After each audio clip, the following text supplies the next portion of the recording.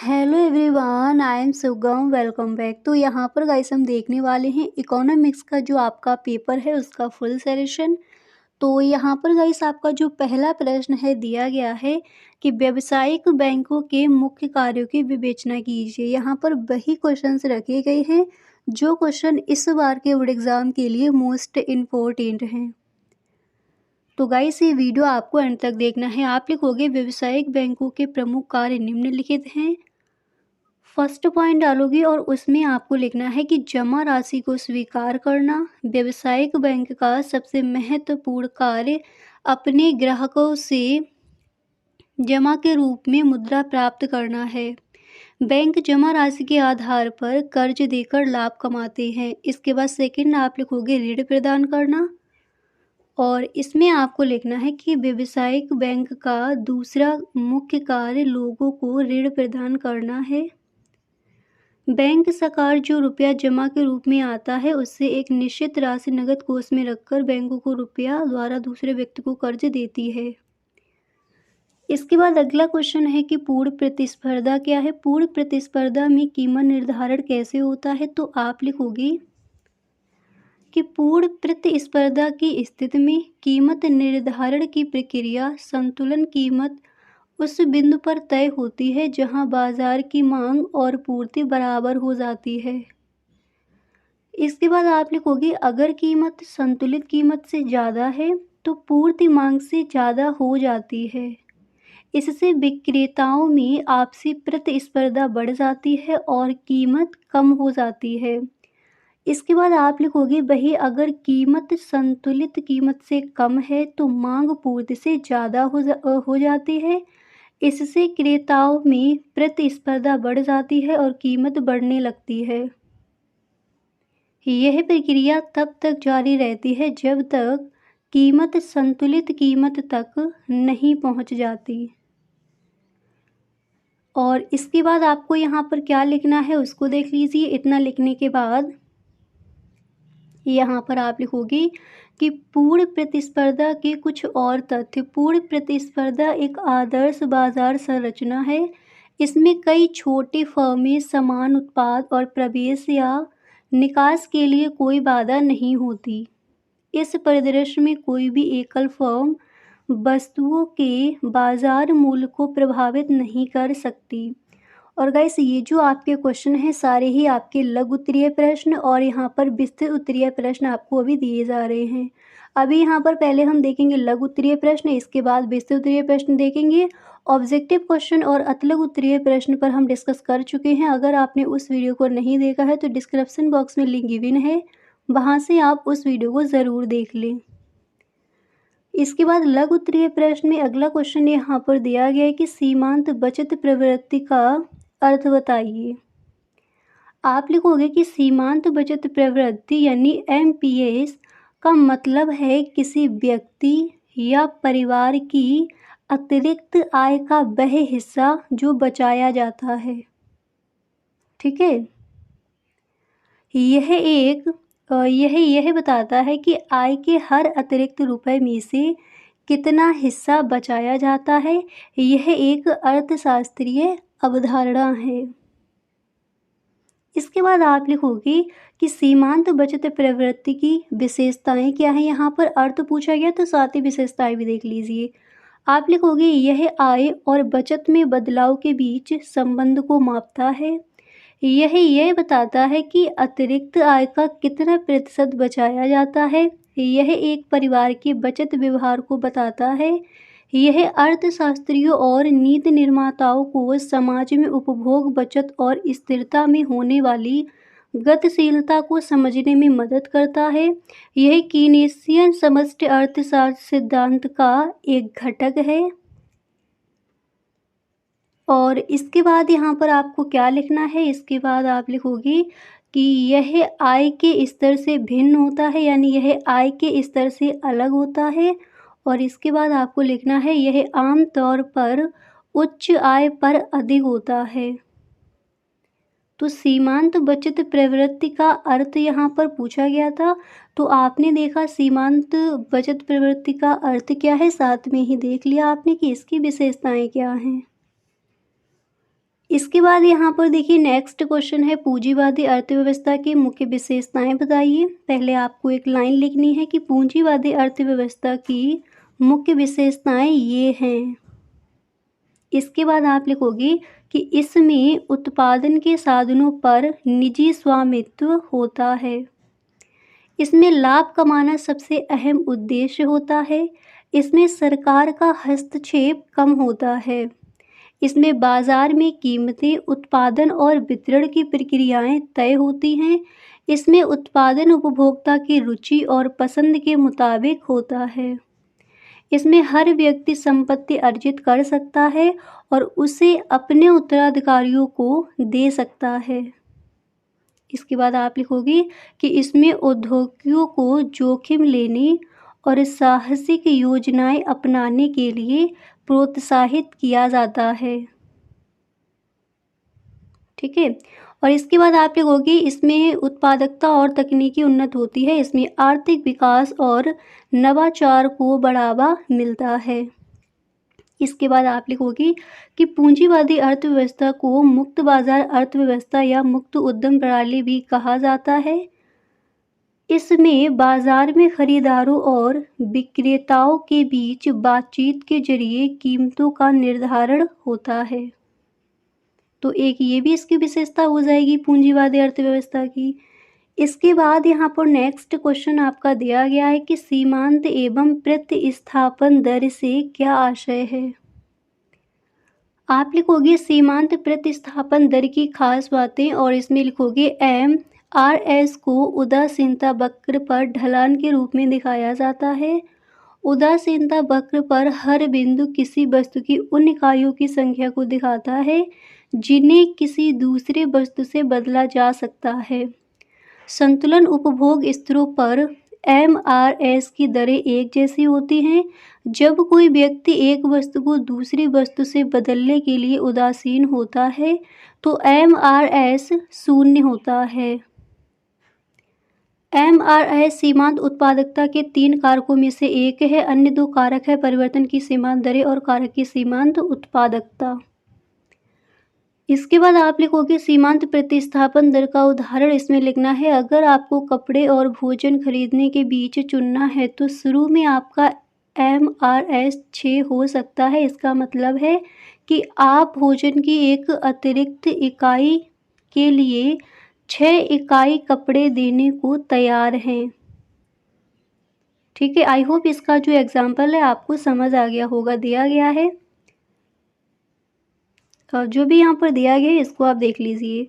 इसके बाद आगे यहाँ पर क्या दिया गया है चलिए उसको देख लेते हैं। तो नेक्स्ट यहाँ पर आपको लिखना है कि सीमांत प्रतिस्थापन दर यानी MRS का मतलब है किसी उपभोक्ता को समान स्तर की संतुष्टि पाने के लिए एक वस्तु की एक निश्चित मात्रा को छोड़कर दूसरी वस्तु की कितनी मात्रा लेनी होगी। यह दर अर्थशास्त्र में उपभोक्ता व्यवहार का विश्लेषण करने के लिए इस्तेमाल की जाती है। इसके बाद यहाँ पर देखिए नेक्स्ट है साख सृजन किसे कहते हैं। व्यापारिक बैंकों द्वारा दी जाने वाली साख सृजन की प्रक्रिया को समझाइए। ये आपका विस्तृत उत्तरीय प्रश्न है।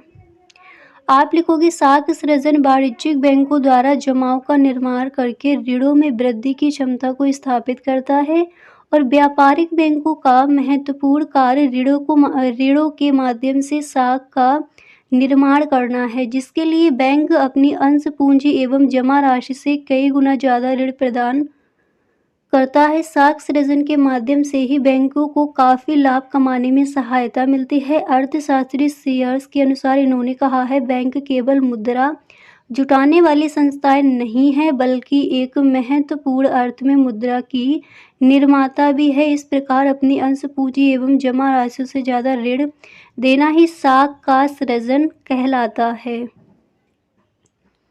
इसके बाद आपको एक लाइन लिखनी, आपको बताना है कि साख सृजन एक ऐसे स्थिति है जिसमें बैंक उपभोक्ताओं और व्यवसायों को अधिक ऋण देते हैं।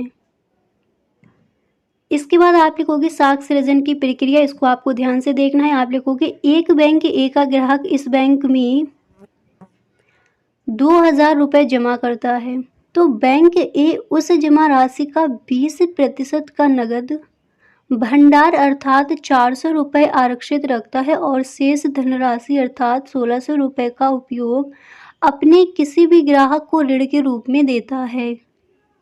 बैंक ए से प्राप्त इस राशि का उपयोग ग्राहक किसी व्यापारी से वस्तु को खरीदने में करता है या अपने किसी निजी कार्य जैसे भवन निर्माण इत्यादि में खर्च करता है और बैंक ए पर चेक जारी करके भुगतान करता है। मान लीजिए अब उस व्यापारी को बैंक बी में खाता है और यह 1600 रुपये के इस चेक को बैंक ए से एकत्र किए जाने के लिए बैंक बी में करेगा।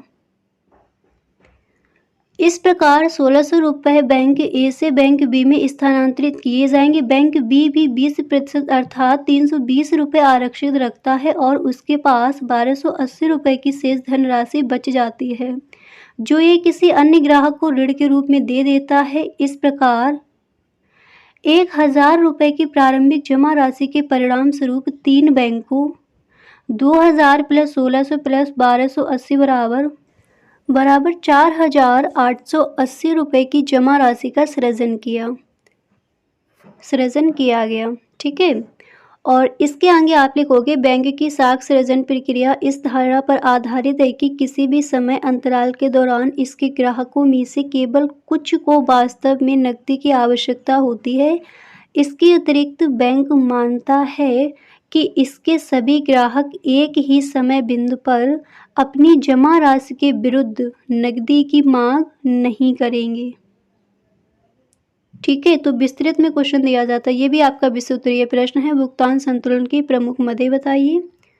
भुगतान संतुलन यानी बीओपी की प्रमुख मदें ये हैं, चालू खाता, पूंजी खाता और नेक्स्ट क्या है, वित्तीय खाता। पहले आपको इस तरह से लिखना है। इसके बाद वहाँ पर आप लिखोगे कि भुगतान संतुलन किसी देश और दुनिया के बीच मौद्रिक लेन देन का रिकॉर्ड होता है। यह किसी देश की आर्थिक और वित्तीय स्थिति को दिखाता है। ठीक है, और सेकंड आपको वहाँ पर इस तरह से लिखना है। इतना लिखने के बाद फिर यहाँ पर आगे आप लिखोगे कि यह किसी देश की मुद्रा के मूल्य में बदलाव का पता लगाने में मदद करता है। यह सरकार को राजकोषीय और व्यापार नीतियों बनाने में मदद करता है। यह देश के अन्य देशों के साथ आर्थिक व्यवहार को समझने में मदद करता है। यह सरकार को किसी विशेष उद्योग के निर्यात को बढ़ाने के लिए नीतियाँ बनाने में मदद करता है। यह सरकार को आयात और निर्यात शुल्कों के बारे में जानकारी देता है। यह आर्थिक रुझानों की पहचान करने में मदद करता है। तो इस तरह से आपको वहाँ पर लिखना है। इसके बाद आप लिखोगे कि इसमें सभी राजस्व और पूंजीगत मदें शामिल होती हैं, चाहे वे दृश्यमान हो या अदृश्य। इस प्रकार व्यापार संतुलन भुगतान संतुलन का एक हिस्सा बनता है। और आप लिखोगे कि भुगतान संतुलन की मुख्य विशेषताएं। भुगतान संतुलन एक सांख्यिकीय विवरण है जो एक अर्थव्यवस्था और शेष विश्व के बीच विभिन्न लेन देनों को व्यवस्थित रूप से पकड़ता और सारांशित करता है, जैसे कि माल, सेवाओं और प्रतिभूतियों के लेन देन और इन लेन देन से जुड़े निपटान निधियों का प्रवाह।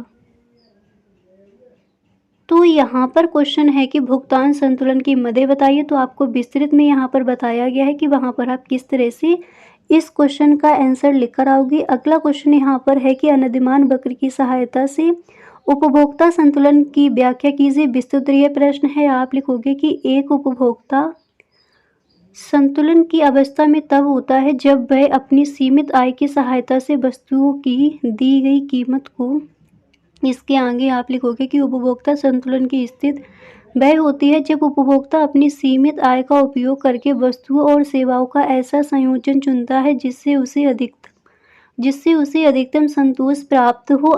अधिमान वक्र और बजट रेखा की सहायता से इस स्थिति को समझा जा सकता है। तो अनधिमान वक्र की सहायता से उपभोक्ता संतुलन की व्याख्या कीजिए। अब इसके आगे देखिए विस्तृत में है तो पूरा आपको बताया भी जाएगा। इसके आगे आप लिखोगे अनधिमान वक्र वह वक्र होता है जो उपभोक्ता को समान संतोष देने वाले विभिन्न वस्तुओं के संयोजनों को दर्शाता है। फर्स्ट बजट रेखा। बजट रेखा वह होती है जो उपभोक्ता की सीमित आय और वस्तुओं की कीमतों के आधार पर वस्तुओं के विभिन्न संयोजनों को दर्शाती है जिन्हें उपभोक्ता खरीद सकता है। इसके बाद आप नेक्स्ट पॉइंट यहाँ पर लिखोगे, उपभोक्ता संतुलन उस बिंदु पर होता है जहाँ अधिमान वक्र और बजट रेखा एक दूसरे को स्पर्श करते हैं। इस बिंदु पर उपभोक्ता अपनी सीमित आय का अधिकतम उपयोग करके अधिकतम संतोष प्राप्त करता है। नेक्स्ट यहाँ पर आप लिखोगे इसका पॉइंट कि उपभोक्ता संतुलन की स्थिति वह होती है जब उपभोक्ता अपनी सीमित आय का उपयोग करके वस्तुओं और सेवाओं का ऐसा संयोजन चुनता है जिससे उसे अधिकतम संतोष प्राप्त हो। अधिमान वक्र और बजट रेखा की सहायता से इस स्थिति को समझा जा सकता है। तो क्वेश्चन क्या है कि अधिमान वक्र की सहायता से उपभोक्ता संतुलन की व्याख्या कीजिए। तो यहाँ पर आपने गाइस देख लिया है कि जो ये विस्तृत उत्तरीय प्रश्न यहाँ पर आपका दिया गया है, इसका आंसर वहाँ पर आप किस तरह से लिख कर आओगे। और यहाँ पर लघु उत्तरीय प्रश्न भी आपने देख लिए हैं। अतिलघु उत्तरीय प्रश्न देखने हैं तो डिस्क्रिप्शन बॉक्स में जो लिंक गिवन है उसको आप ज़रूर देख लें, वहाँ पर आपको वीडियो मिल जाएगा।